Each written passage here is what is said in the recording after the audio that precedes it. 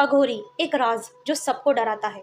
क्या ये शिव जी के सच्चे भक्त होते हैं या शैतान का एक रूप?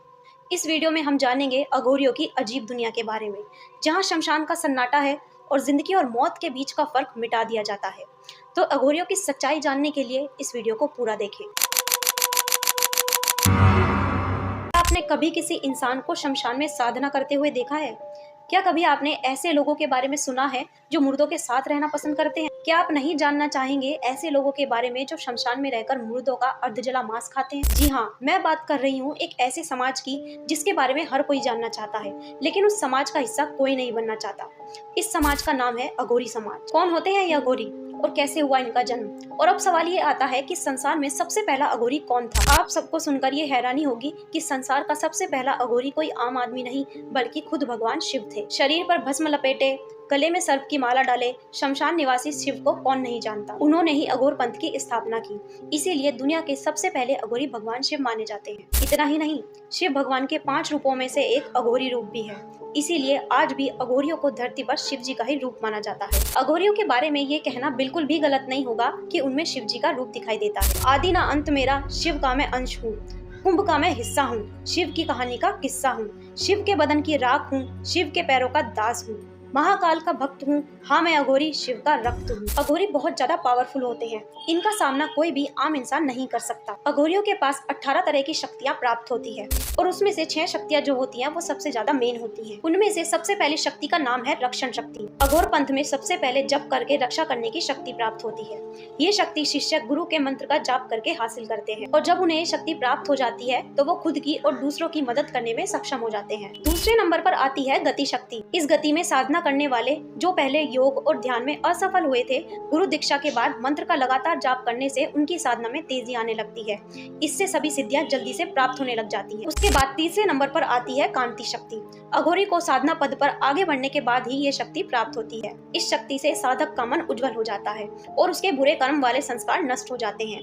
कांति शक्ति मिलने के बाद साधक के लिए सभी लोग एक समान हो जाते हैं और उसके मन में किसी के प्रति नफरत या बदले की भावना खत्म हो जाती है। चौथे नंबर पर आती है प्रीति शक्ति। इस शक्ति में जैसे जैसे साधक आगे बढ़ता है तो उसकी अपने मन चाहे देवता से प्रीति बढ़ने लगती है, यानी कि प्यार बढ़ने लगता है। और जब वो साधना पूरी हो जाती है तो साधक को प्रीति सिद्धि मिल जाती है। इस शक्ति को पाने के बाद अघोरियों की क्षमता भी बढ़ जाती है। उसके बाद 5वें नंबर पर आती है तृप्ति शक्ति। जैसे जैसे अघोरी मंत्रों का जाप करते हैं तो उनकी अंतरात्मा के अंदर संतोष और तृप्ति बढ़ जाती है और जब अघोरी ये शक्ति प्राप्त कर लेते हैं तो उनकी वाणी में हर शब्द को सच करने की क्षमता आ जाती है। आसान शब्दों में कहें तो उनकी भविष्यवाणी सच होने लग जाती है, यानी कि उनका दिया हुआ श्राप या वरदान असर दिखाने लग जाता है। छठे नंबर पर आती है अवगम शक्ति। इस शक्ति को प्राप्त करने के बाद अघोरियों को दूसरे के मन की बात का पता चलना शुरू हो जाता है। उन्हें अगले और पिछले की पूरी जानकारी हो जाती है, यहाँ तक कि उनको ये भी पता चल जाता है कि उनसे मिलने आया व्यक्ति किस पर्पज से उनके पास मिलने के लिए आया है। इसी तरह से कोई भी अघोरी जब इन 6 शक्तियों को हासिल कर लेता है तो वो बहुत ज्यादा शक्तिशाली हो जाता है। अघोर पंथ की 7वीं शक्ति है अवधि शक्ति। इस शक्ति को हासिल करना बहुत ज्यादा मुश्किल होता है। इस शक्ति को पाने के बाद साधक तीनों काल, भूत, भविष्य और वर्तमान को देख सकता है। इससे साधक सबके अंदर की अंतरात्मा से जुड़ सकता है।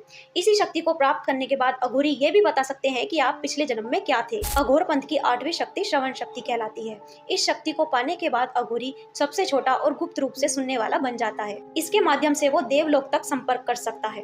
जिस साधक को सुनने की शक्ति मिल जाती है ना, अगर उसका शिष्य कहीं दूर से भी उसे पुकारता है तो उसकी आवाज साफ साफ सुनाई देती है।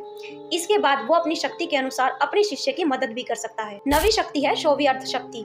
इस शक्ति को पाने के बाद अघोरी अपने मन का राजा बन जाता है। वो अपने हिसाब से सारे नियम बनाकर अपने दिमाग पर कंट्रोल कर सकता है। अघोर पंथ की 10वीं शक्ति है याचन शक्ति। इस शक्ति को पाने के बाद अघोरी अपने मन की मनोकामना पूरी करने में सक्षम हो जाता है। इस शक्ति की मदद से अघोरी जो चीज चाहे वो पा सकता है, वो चीज उसे जल्दी ही मिल जाएगी। 11वीं शक्ति है क्रिया शक्ति। गुरु दीक्षा से प्राप्त हुआ मंत्र जब अघोरी सिद्ध कर लेते हैं तो उन्हें लगातार क्रियारत रहने की क्षमता और चेतना भी प्राप्त होती है। 12वीं शक्ति है इच्छित अवधि शक्ति। इस शक्ति को सिद्ध करने के बाद अघोरी वरदान देने योग्य हो जाता है। आसान शब्दों में कहें तो वो किसी भी व्यक्ति को मनोकामना पूर्ति का वरदान दे सकता है। 13वीं शक्ति है ज्ञान शक्ति। इस शक्ति को पाने के बाद अघोरी के मन में ज्ञान का प्रकाश बढ़ जाता है और देखा जाए तो वो सभी मायनों में एक सिद्ध पुरुष बन जाता है। उसके बाद 14वें नंबर पर आती है व्याप्ति शक्ति और इस शक्ति को पाने के बाद अघोरी चैतन्य स्वरूप ब्रह्मा के साथ एकाकार हो जाता है, जिसकी चेतना अनुन्वय हो जाती है। 15वीं शक्ति है आलिंगन शक्ति। इस शक्ति को प्राप्त करने के बाद अघोरी के मन से अपने और पराये का भेद मिट जाता है। इतना ही नहीं, उसे सारी दुनिया एक जैसी लगने लगती है, या यूँ कहें उसे सारी दुनिया अपनी लगने लगती है। उसके बाद आती है हिंसा शक्ति, जिसका नाम सुनने के बाद ऐसा लगता है कि ये अघोरी को हिंसक बना देती होगी, बल्कि इसकी मदद से वो दुष्ट विचारों को नष्ट करते हैं और इसके साथ ही अपने साथी अघोरियों की मन की बात जानने में भी सक्षम हो जाते हैं। इसके बाद 16वीं दान शक्ति मिलती है, और जब ये शक्ति मिल जाती है तो ये पुष्टि और वृद्धि के साथ दाता बन जाते हैं और उन्हें किसी से भी कुछ मांगने की जरूरत नहीं पड़ती, बल्कि वो खुद ही किसी को भी कुछ भी दे सकते हैं। इसके बाद 17वीं आती है और इसमें चिंताओं से मुक्त कर देती है। इसके बाद जब भी भगवान शंकर प्रलय लाते हैं तो हर इंसान उसमें लुप्त हो जाता है, लेकिन इस शक्ति को पाने वाला घोरी मस्त मौला बन जाता है। आखिरी शक्ति होती है वृद्धि शक्ति। इसमें आदमी में प्राकृतिक वर्धन क्षमता आ जाती है। अगर ये सारी शक्तियाँ अघोरी में आ जाती है तो वो एक सिद्ध पुरुष हो जाता है। इस वीडियो में बस इतना ही। नेक्स्ट वीडियो में हम बात करेंगे कि क्या अघोरी सच में मरे हुए इंसान की बॉडीज के साथ शारीरिक संबंध बनाते हैं और इनका काले जादू से क्या कनेक्शन होता है, और भी अघोरियों की बहुत सारे रहस्यों के बारे में। So stay connected for part 2।